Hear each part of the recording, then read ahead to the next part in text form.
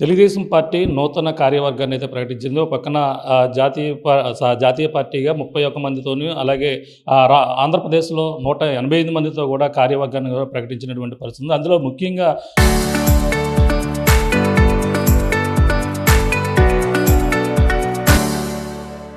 పిఠాపురం నియోజకవర్గం మాజీ ఎమ్మెల్యే అలాగే తెలుగుదేశం పార్టీ సీనియర్ నాయకులు అలాగే మాజీ ఎమ్మెల్యే వర్మగారం కూడా ఇప్పుడు రాష్ట్ర ఉపాధ్యక్షుడిగా కూడా ఇప్పుడు ప్రకటించినటువంటి పరిస్థితి ఉంది. ప్రస్తుతం వర్మగారు మరిన్ని విషయాలు తెలుసుకునే ప్రయత్నం చేద్దాం. సార్ చెప్పండి సార్, ఇది ఏ విధంగా అనిపిస్తుంది? ఇప్పుడు రాష్ట్ర కార్యవర్గంలో మీకు స్థానం లభించింది, ఉపాధ్యక్షుడిగా కేటాయించడం జరిగింది, ఏ విధంగా అనిపిస్తుంది?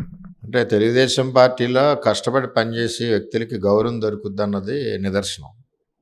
ఇదే కాదు, ఆఖరికి మండల పార్టీ ప్రెసిడెంట్లు కూడా మంచి స్థాయిలో పెట్టడం జరిగింది చంద్రబాబు నాయుడు గారు. నాకు ఈ బాధ్యతలు ఉపాధ్యక్షుడిగా ఇచ్చినందుకు నేను తూచా తప్పకుండా పార్టీ గురించి అహర్నిశలు శ్రమిస్తాను. ఇచ్చినందుకు గౌరవ పార్టీ అధ్యక్షులు చంద్రబాబు నాయుడు గారికి, వర్కింగ్ ప్రెసిడెంట్ నారా లోకేష్ గారికి నేను ధన్యవాదాలు తెలియజేస్తాను. ఎలా ఉంది సార్ అండి ఈ కార్యవర్గం కూర్పుని చూసుకుంటే? సీనియర్లకి అలాగే గతంలో మీరు అన్నట్టుగా పార్టీ కష్టపడి పనిచేసిన వాళ్ళకి గుర్తింపు ఇచ్చినట్టుగా కనబడుతుంది. ఎలా అనిపిస్తుంది?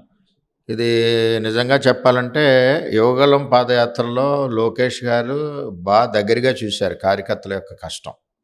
అదేవిధంగా సీనియర్స్ యొక్క అనుభవం, యువత అనే రెండు కలిపి ఈరోజు కార్యవర్గాన్ని పెట్టారు. కొన్ని చోట్ల మండల పార్టీ ప్రెసిడెంట్ స్థాయి వాళ్ళను కూడా తీసుకొచ్చి ఈ కార్యవర్గంలో పెట్టారు. అది తెలుగుదేశం పార్టీ అంటే.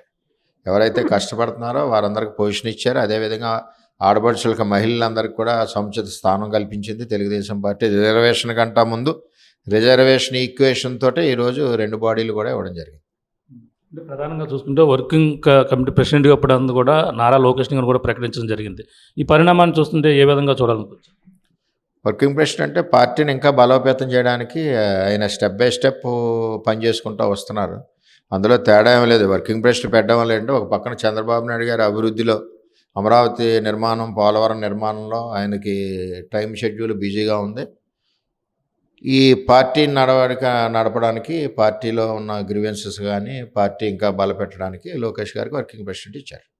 అంటే గతంలో కూడా ఎంతోమంది ఆయన ఒక సీఎం అభ్యర్థిగా చూడాలని ఎంతోమంది కోరుకున్నారు, అందులో మీరు కూడా ఉన్నారు. ఎలా ఎలా ఎలా చూడాలంటే పరిణామం రాబోయే రోజుల్లో మీ అందరి కోరిక నెరవేరుద్దండి? అంటే లోకేష్ గారిని చంద్రబాబు నాయుడు గారి కొడుకుగా అసలు చూడవలసిన పని లేదు. ఆయన ఒక తెలుగుదేశం పార్టీ కార్యకర్త.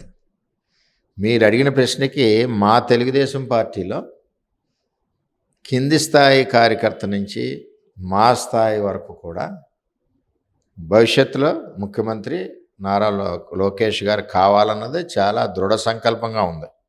అంతేకాకుండా యువగలం పాదయాత్రలో ఓహో నారా లోకేష్ అంటే ఇంత సమర్థత గల నాయకుడా అని ప్రజలు గుండెలకు దగ్గరగా ఆయన తీసుకోవడం జరిగింది. పాదయాత్రలో ఆయన నడిచిన పాదయాత్ర కానీ ఎన్నో అవంతరాలు ఎదుర్కొని, ఒక పక్కన జగన్మోహన్ రెడ్డి గారు రాళ్ల దాడులు, అరెస్టులు, రౌడీలు, గూండాల మీద దాడి, ఇవన్నీ కూడా పక్కకు పెట్టి భయపడకుండా ఆయన ముందుకెళ్ళి పాదయాత్ర తీశారు. అదే టైంలో మా చంద్రబాబు నాయుడు గారిని అరెస్ట్ చేసిన టైంలో కూడా ఆయన మనసులో ఎంత బాధ ఉన్నా సరే కార్యకర్తలకు ధైర్యం ఇచ్చి ఆ సమయంలో కూడా ఆయన గట్టిగా పార్టీకి నిలబడడం కూడా జరిగింది. ఈ యువగలం పాదయాత్ర అన్నది తెలుసుకోవాల్సింది ఏంటంటే, దీనికంటే ముందు వస్తాను. అసలు కార్యకర్తల సంక్షేమ నిధి పెట్టింది నారా లోకేష్ గారు. అంటే కార్యకర్తలు అంటే ఎంత అభిమానం, వాళ్ళు పార్టీకి ఎంత ముఖ్యం అన్నది తెలుసుకున్న వ్యక్తి. అలాగే 1 కోటి మంది మెంబర్షిప్ చేయడానికి కారణం కూడా నారా లోకేష్ గారు. ఇవాళ తెలుగుదేశం పార్టీలో టెక్నాలజీని ఇన్వాల్వ్ చేసి ప్రతిదీ కూడా కింది స్థాయి వరకు వెళ్ళే విధంగా ప్రవేశపెట్టింది కూడా నారా లోకేష్ గారు.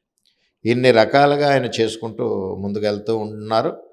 పార్టీ ఒడిదుడుకుల్లో ఉన్నప్పుడు, పార్టీ బలహీనంగా ఉన్నప్పుడు యువగలం పాదయాత్ర స్టార్ట్ చేసి పార్టీని బలపెట్టి ఈరోజు పార్టీని అధికారంలోకి తీసుకురావడానికి ముఖ్య కారకులు కూడా నారా లోకేష్ గారు. ఇన్ని అర్హతలు ఉన్నాయి మా తెలుగుదేశం పార్టీలో. ఇన్ని అర్హతలు ఉన్న వ్యక్తి ఎవరున్నారు? ఆయనే నారా లోకేష్ అని చెప్పి నేను తెలియజేస్తాను. ఆ చేత ఎట్టి పరిస్థితుల్లోనే మీరు అడిగిన దీని ప్రకారం భవిష్యత్తులో తెలుగుదేశం పార్టీ నుంచి ముఖ్యమంత్రి అవడానికి 100% అవకాశాలు ఆయనకే ఉన్నాయి. రెండోది ఏంటంటే, ఇటు ప్రజల కోరిక అవ్వచ్చు, కార్యకర్తల కోరిక అవ్వచ్చు, మా తెలుగుదేశం పార్టీలో అందరి యొక్క మనోభావం అవ్వచ్చు, ఇవన్నీ కూడా చంద్రబాబు నాయుడు గారు సరైన సమయంలో పార్టీ యొక్క కార్యకర్తలు ప్రజల మనోభావాలు ఇవన్నీ దృష్టిలో పెట్టుకుని ఆయన సరైన సమయంలో సరైన నిర్ణయాలు తీసుకుంటారు. అది తీసుకోవాల్సిన చంద్రబాబు నాయుడు గారు. మాకు కోరికలు ఉంటాయి, ప్రతి కార్యకర్తకి కోరుకుంటుంది. మా పార్టీ అనే కాదు, ప్రతి పార్టీలో కూడా ఆ లీడర్ మంచి భవిష్యత్తులో ఉండాలని కోరుకుంటారు. దాని గురించి అందరూ కష్టపడతారు. అందుకే మేము కూడా మా లీడర్ ముఖ్యమంత్రి గారు బాగోవాలని కోరుకుంటాం. అదే పద్ధతిలో భవిష్యత్తులో నారా లోకేష్ గారికి పగ్గాలు ఇవ్వాలని కోరుకుంటాం. గతంలో వైసీపీ నాయకులు కొంచెం అవహేళనగా మాట్లాడుతూ ఉండేవారు లోకేష్ గారి కోసం. ఆయన సరిగా అసమర్థుడు, ఆయనకి తండ్రికి తగ్గ తనయుడు కాదు, ఏమీ చేయలేరు అన్నప్పుడు వర్కింగ్ ప్రెసిడెంట్ ఇవ్వడంతో ఆయన ఏ విధంగా దూసుకుపోయే అవకాశం ఉంటాయి? తండ్రికి తగ్గ తనయుడు కాదు అనుకుంటే ఆయన రాజశేఖర రెడ్డి గారిని పోల్చుకున్నాడు. ఆయన జగన్మోహన్ రెడ్డి గారు, ఆయన ఒకేపు దోషించాడు, జగన్మోహన్ రెడ్డి గారు ఒక దోషించాడు. ఆ యాంగిల్లో చూశాడు ఆయన. ఈయన తండ్రికి తగ్గ తనయుడు, నిరంతరం ప్రజల్లో ఉంటాడు, నిరంతరం ప్రజల కోసం పనిచేస్తున్నాడు, నిరంతరం కార్యకర్తల కోసం పనిచేస్తున్నాడు నారా లోకేష్ గారు. అసలు జగన్మోహన్ రెడ్డికి ఈయనకి పోలిక లేదు. ఇవాళ వర్కింగ్ ప్రెసిడెంట్ వచ్చిందంటే ఇవాళ వర్కింగ్ ప్రెసిడెంట్ ప్రజలందరూ కోరుకున్నారు, కార్యకర్తలు కోరుకున్నారు. ఆయన ఈ రాష్ట్రాన్ని తెలుగుదేశం పార్టీని నడిపించడానికి రథసారథి పగ్గాలు అప్పచెప్పారు. అంటే ప్రధానంగా చూసుకుంటే ఇప్పుడు కార్యవర్గం కూర్పులో అందరు కూడా ప్రాధాన్యత ఇచ్చారు. అలాగే సీనియర్లు కూడా మంచి ప్రాధాన్యత గుర్తింపించడం జరిగింది.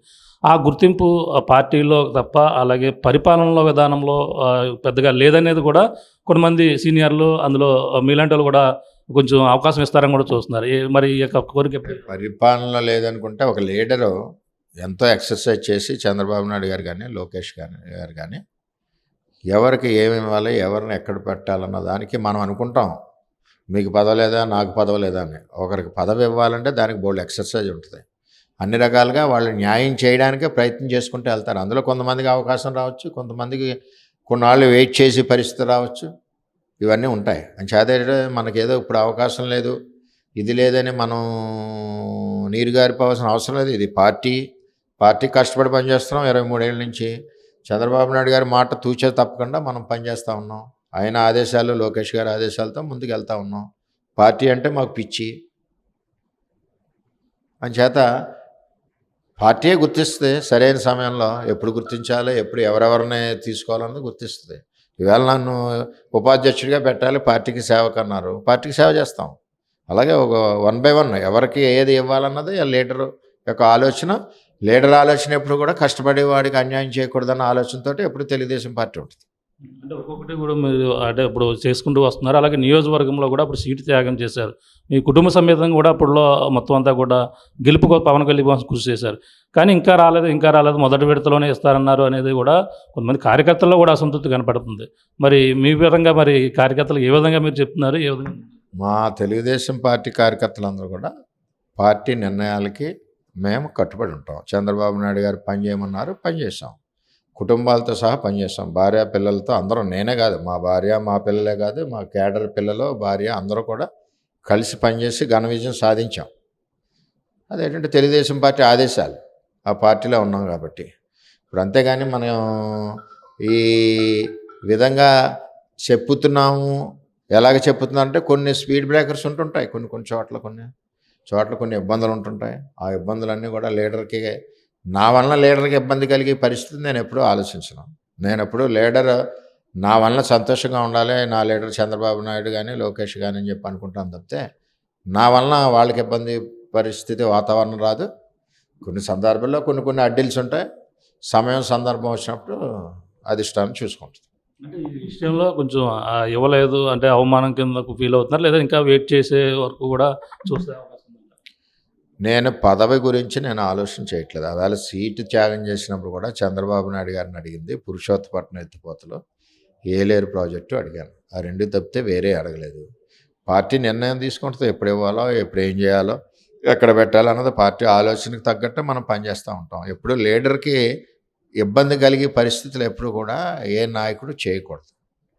అది మన కుటుంబం అంటే కుటుంబంలాగా ముందుకెళ్ళాలి. ఫైనల్గా చూసుకుంటే ఇప్పుడు ఉపాధ్యక్షులుగా ఎన్నుకోవడం జరిగింది. అలాగే మొత్తం ఇప్పుడు కొత్తగా ఎన్నికైనటువంటి కమిటీకి మీరు ఏం చెప్పదలుచుకున్నారు? ఏ విధంగా మీరు పనిచేసి ముందుకెళ్తారు?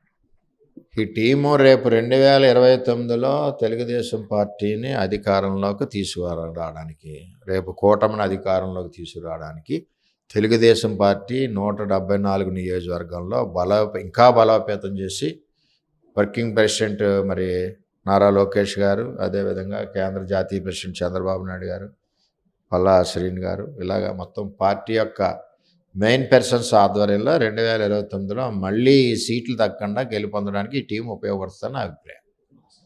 ఆల్ ది బెస్ట్ అండి.